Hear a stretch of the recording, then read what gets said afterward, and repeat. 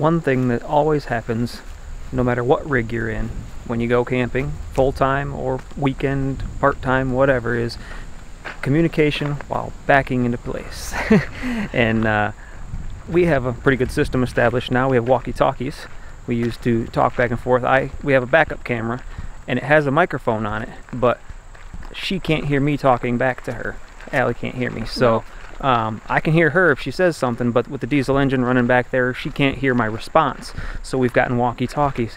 Then no matter what, you're not trying to shout over engine noise in a campground, you know, and shouting can be just being loud, or shouting can be getting aggravated because you can't hear each other. So the best thing we found to do is talk on these walkie-talkies. So we were actually, a lot of places we go is very remote and tight quarters to get in and really awkward angles and whatever. So we were pulling into a George Washington National Forest, and there's it's a single lane road. We crossed a single lane bridge to get to it, guardrails, trees lining both sides of the road, and we had to get our 38-foot rig backed down the access road to the campsites that we're actually walking on right now. In order to get in, we had to back in. So we had to back down the access road to even get into the first spot.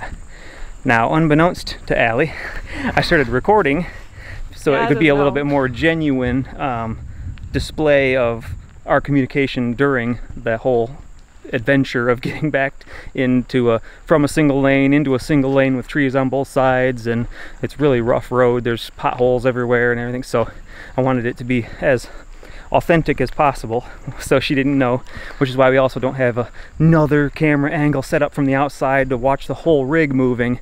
Just had a forward view and then a view of me on the dash so we could catch the action. We did it pretty quickly, actually. We had already had the Jeep unlocked or unhooked, and we pulled it nose forward, backed in, and started backing off the road. And by the time I was getting out of the road, there was already somebody waiting behind, and I didn't know he was waiting until I got turned and was actually backing up the access road. So I heard him shouting something, and it kind of had me worried that he was mad at us, but it was quite funny what he actually said. So that's all captured on there, but we just thought we'd let you see our kind of line of communication. You can have your cell phones, but where we're at now, zero cell signal. Yeah, so it would not have helped to have our cell phones running, or to try to talk to each other on our cell phones. So walkie-talkies have been a critical part of backing into these confined spaces. Another thing I'll point out right here is that if you're ever in a situation where you're kind of concerned, stop, get out, and put eyes on it. This bridge had no ratings, no signs of weight limit on there, so without knowing, and being such a small single lane bridge, got out, went up and looked at it, saw how massive the beams were underneath, and realized it was going to be able to handle us. But without being sure, it's better safe than sorry.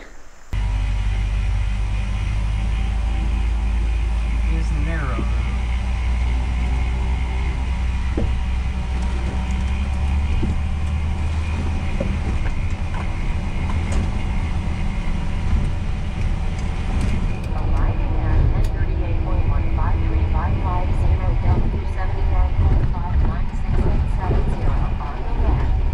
Yep, that's the camp spot, I bet.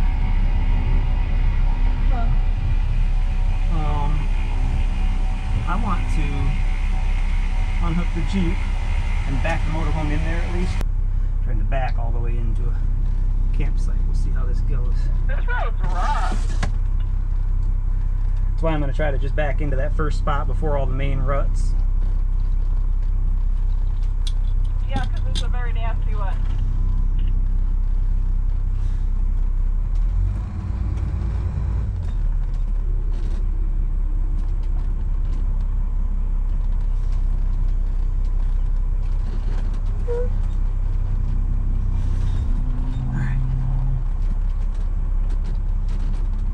Here, and then shoot this way.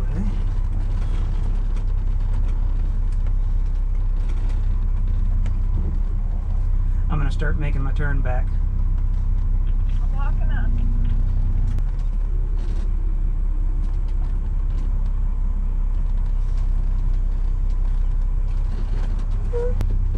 I'm thinking maybe if you come to the passenger side of the rig, because you'll be able to see if my front wheel is going to come off the road too, because I can see the driver's side. Okay.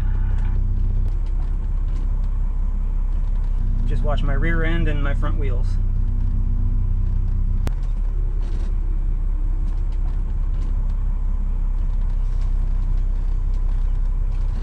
It's so crazy because I feel like the front wheels should be off the road by now. How's that tree on the back corner looking?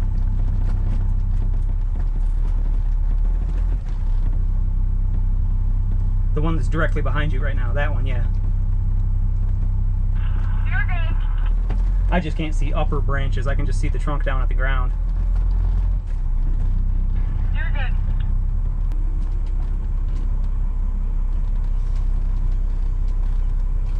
The skirt is dragging.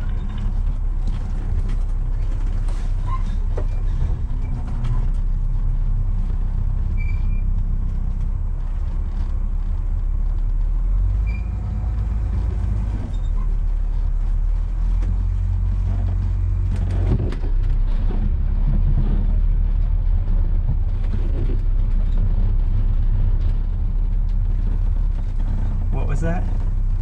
Doing a hell of a job.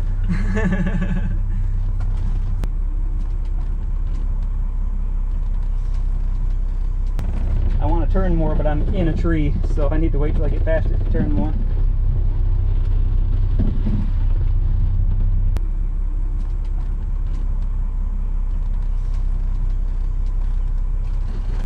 I'm going to try going up. If you can get behind again, I'm going to try going up. There's some bedded down tracks from maybe another vehicle that has gone up there. So I'm going to start veering off the road here and up onto that grass. And there should be some tracks there to your right. Yeah, to your right about 15 feet I think I see a track, but... There's tracks right here. Okay, then I'll just go to where you are.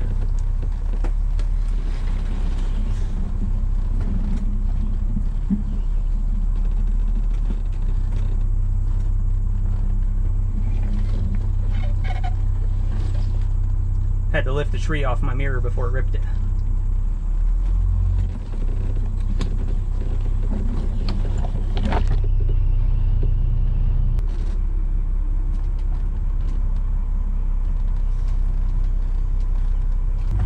Lined up pretty good with it?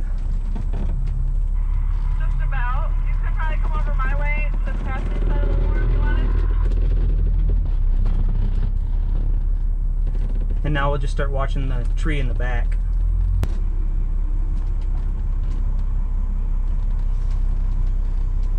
How far back do you want to go? You're going to get into the fire pit soon. Yeah, I want to kind of readjust my nose a little further away from the road. So I'm going to go back a little too far and then I'll come back forward again. Okay.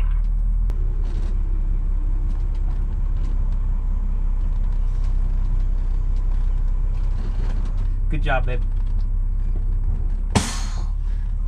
I'm sure everyone has their own way of going about this, their own system that works for them. We just found that this works very well for us. And as you could see, it was a very smooth, convenient flow getting back into a very precarious place. Trees dragging down the side. I mean, it's very tight with this big of a rig. So smaller rigs might just be easier in general. You just back it into your campground spot and you're good to go. But even we've been at campgrounds, at a campground with a cement pad, and seen people getting quite angry with each other. If you're only camping on a weekend, having a good time is critical. You've planned this, you've been waiting for it, you've gotten off work, you know, they got the family together. So starting off your camping experience angry at each other, frustrated, exactly. It's just not the way to go. You want to maximize all the time you have with your family and friends while you're camping. If it's just a weekend trip, you want to be able to make as good a use of all of your time as possible, and it can really put a damper on a situation if you start getting mad at each other while you're just getting set up. Hopefully this might help somebody out and go out and get you some cheap little walkie-talkies and take advantage of your whole weekend together. So if you guys found that helpful, just let us know. If you like the tips and tricks, we can always make more videos. Just leave us a comment, let us know. I can start filming and trick her without knowing that it's filming again. It just helped for this scenario, so that it wasn't like a, oh yes, this is so wonderful. You know, it was actually a real life. If it was a fail, I was going to leave the fails in there, but it went smoothly and the communication went well. So yeah, if you like it, let us know in the comments, and we'll try to, as we come across more things that we think it would make it more convenient and easier to make your life and your trip a little simpler, we'll make a video about it. It looks like, and probably maybe even heard some thunder, sounds like it's getting ready to storm on us here in the George Washington National Forest in Virginia. So we'll batten down the hatches and see you guys later. That's funny. He's doing a hell of a job. That's what he said. I was trying to hear if he was like pissed at me or something. Not at all. He was like impressed. It's getting ready to storm here in the George Mountain National Washington Forest. In Virginia.